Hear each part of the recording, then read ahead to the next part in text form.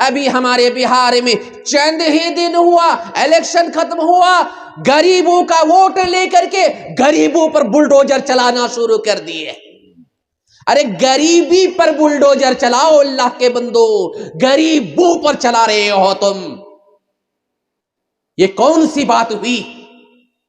غریبوں کا ووٹ لے کر کے آپ اونچی کرسی پہ بیٹھے اور بس کرسی پر سے غریبوں کو لات مارنا شروع کر دیے، ان کی غریبی کو آپ لات مارتے۔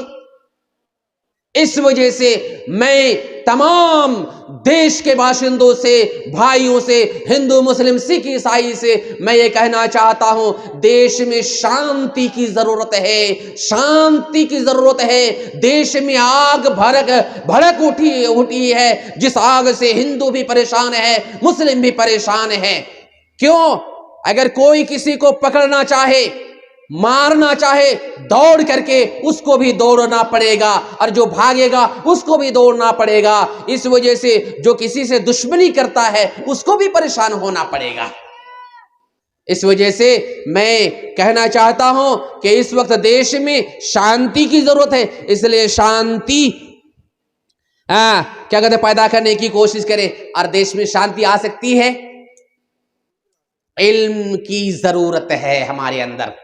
اب میں تھوڑا ادھر آ رہا ہوں، چونکہ رات ہو چکی ہے اس لیے کھانسنے بھی مزہ آ رہا ہے بہت زیادہ۔ آپ لوگوں کو اچھا لگ رہا ہے میں کھانستا ہوں تو نہیں؟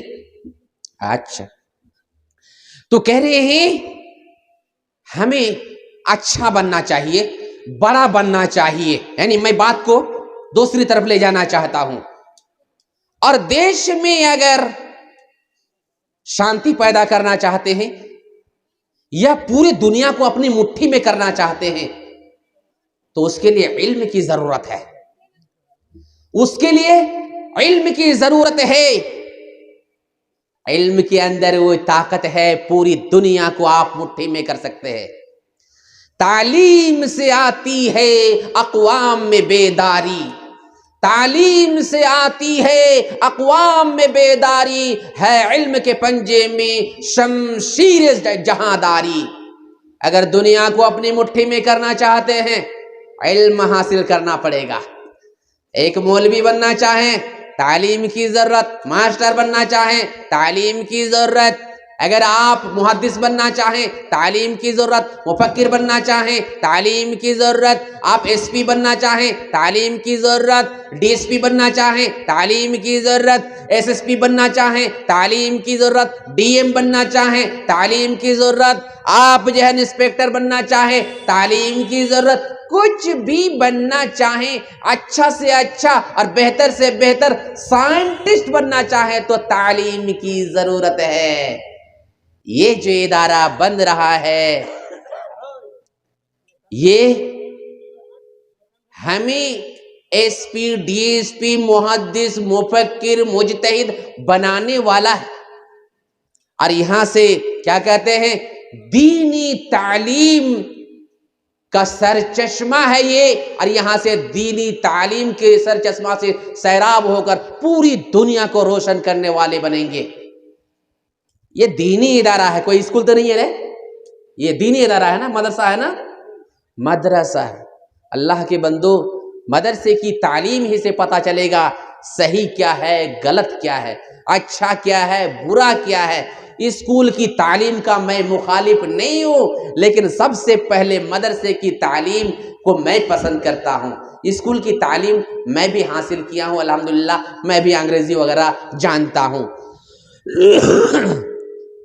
مگر جب تک دینی تعلیم ہے تب تک آپ کو پتا چلے گا صحیح کیا ہے، غلط کیا ہے، حلال کیا ہے، حرام کیا ہے۔ اگر دینی تعلیم ختم تو پھر آپ کو کچھ بھی پتا نہیں چلے گا۔ جیسے بھینس چرتی ہے کسی کھیت میں جا کر کے، انسان بھی چرنے لگیں گے، یہاں بھی منہ مار لیں گے، وہاں پہ بھی منہ مار لیں گے۔ اس وجہ سے اور جب تک دینی تعلیم ہے، مدرسے کی تعلیم موجود ہے، تب تک فتنوں کا دروازہ بند ہے۔ دینی تعلیم ختم، فتنے کا دروازہ کھل جائے گا۔ اس وجہ سے دینی تعلیم کو مضبوط بنانے کی کوشش کرے. جو بچے دینی تعلیم حاصل کر رہے ہیں ان کا آدر و سمان کرے. یہ نہ کہیں فقیر والی تعلیم حاصل کر رہا ہے. کہا جاتا ہے مدرسے میں نہیں پڑھائیں گے، فقیر بنے گا، جھولا گھاڑ میں کر لے گا، گردن میں اٹھا لے گا. نہیں نہیں نہیں نہیں نہیں، یہی وہ تعلیم ہے جس کی وجہ سے فتنے کا دروازہ بند ہے. اس وجہ سے مدرسے کی تعلیم حاصل کرنے والے بچوں کا حوصلہ بلند کرے. کبھی کبھی انہیں تحفہ دے، کبھی کبھی انہیں دعوت کرے، اور مدرسے میں بہترین سے بہترین مدرسے کے ذمہ دار سال میں 2-4 مرتبہ دعوت کیا کرے تاکہ بچوں کا حوصلہ بلند ہو. اسی طرح سے مدرسے میں پڑھانے والے ٹیچروں کی بھی تنخواہ اچھی کرے، ان کا حوصلہ بلند کرے، ان کی عزت و احترام کرے. ورنہ اگر مدرسے کی تعلیم حاصل کرنا بچے چھوڑ دیں گے، اساتذہ مدرسے میں تعلیم دینا چھوڑ دیں گے، تو پھر فتنے کا دروازہ کھل جائے گا.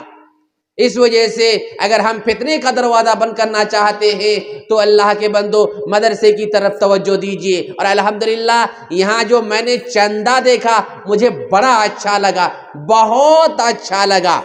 اسی کے ساتھ ساتھ میں یہ کہنا چاہوں گا کہ مدرسے کی تعلیم کے ساتھ ساتھ ہمیں دیش میں مضبوط ہونے والی تعلیم بھی حاصل کرنی چاہیے. یہی میری آخری بات ہے، اس کے بعد میں اپنی بات ختم کر دوں گا.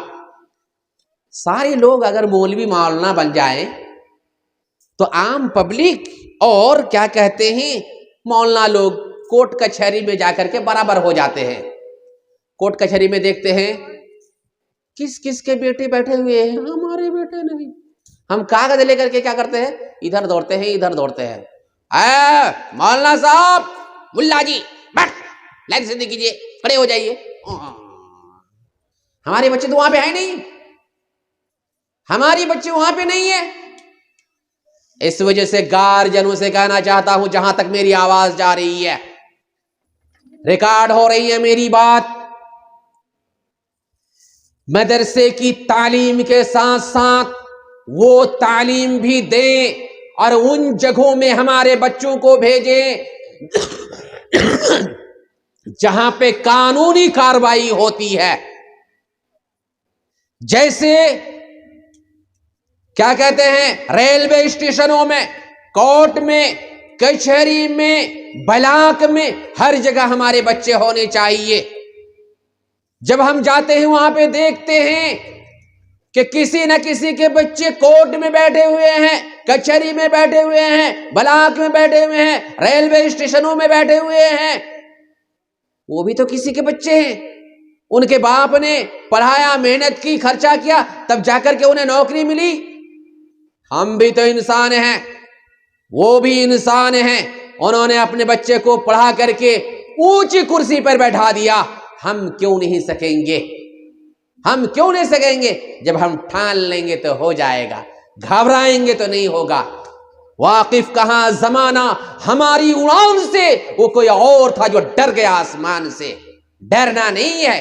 چائے بیچتے بیچتے آج پردھان منتری کی کرسی پہ بیٹھا ہوا ہے کوئی آدمی.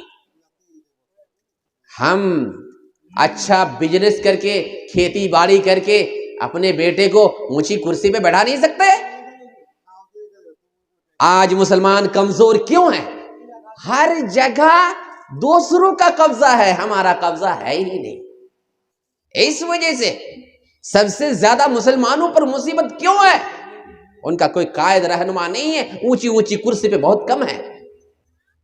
اس وجہ سے ہمیں بھی اس پر توجہ دینے کی ضرورت ہے اور اپنے بچے کو مضبوط بنانے کی ضرورت ہے. پبلک خالی ہے، اس وجہ سے تھوڑا اتنا اچھا نہیں لگ رہا، لیکن ذہن میں تھوڑی سی بات تھی، یہیں سے میں اپنی بات کو ختم کرتا ہوں.